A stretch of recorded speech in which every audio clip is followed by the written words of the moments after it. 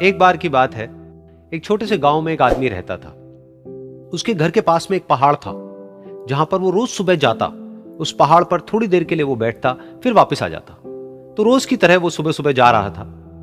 पीछे से उसका छोटा सा बेटा आया। उसने आकर के उसका हाथ पकड़ लिया और कहा कि आज मैं भी आपके साथ चलूंगा।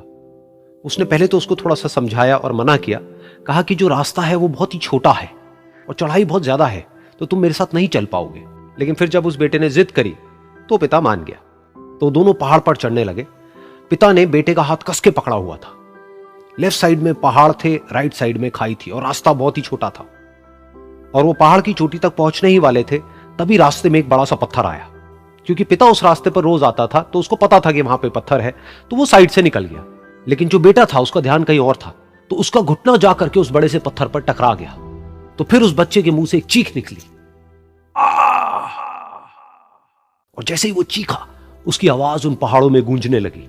इससे पहले उस बच्चे ने कभी भी अपनी आवाज की गूंज नहीं सुनी थी, तो उसे समझ नहीं आया कि क्या हो रहा है। वो अंदर से थोड़ा सा घबरा गया। उसे लगा कि शायद कहीं कोई है जो छुप करके उसको देख रहा है और उसका मजाक उड़ा रहा है। फिर उस बच्चे ने बोला, कौन हो तुम? कौन हो तुम? तो जब उस बच्चे ने इस गूंज को सुना, उसे गुस्सा आ गया। उसे लगा कि कौन है ये जो मेरा मजाक उड़ाए चले जा रहा है। फिर उसने गुस्से से कहा, मैं तुम्हें छोड़ूंगा नहीं।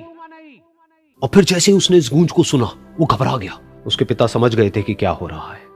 उसने अपने पिता का हाथ कस के पकड़ लिया और उनसे पूछा, कौन है ये जो मुझे इतना तंग कर रहा है? कौन है ये जो मुझे इतना डरा रहा है? तो उसके पिता थोड़ा सा मुस्कुराए और उन्होंने खाई की तरफ देखा और जोर से बोला, मैं तुमसे बहुत प्यार करता हूं।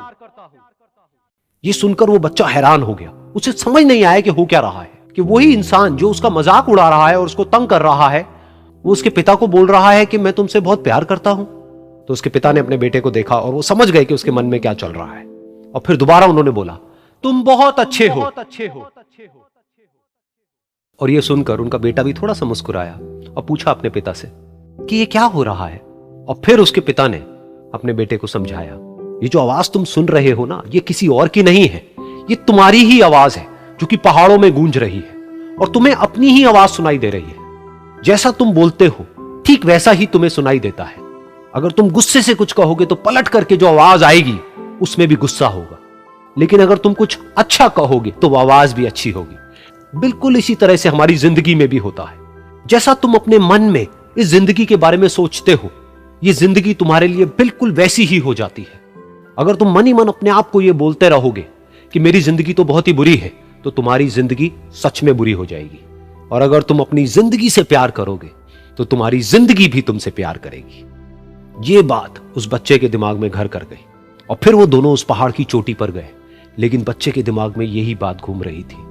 और फिर वो बच्चा खिलखिला के हंसा और उसने अपने दोनों हाथ खोले और अपनी पूरी ताकत से बोला, मैं तुमसे बहुत प्यार करता हूं।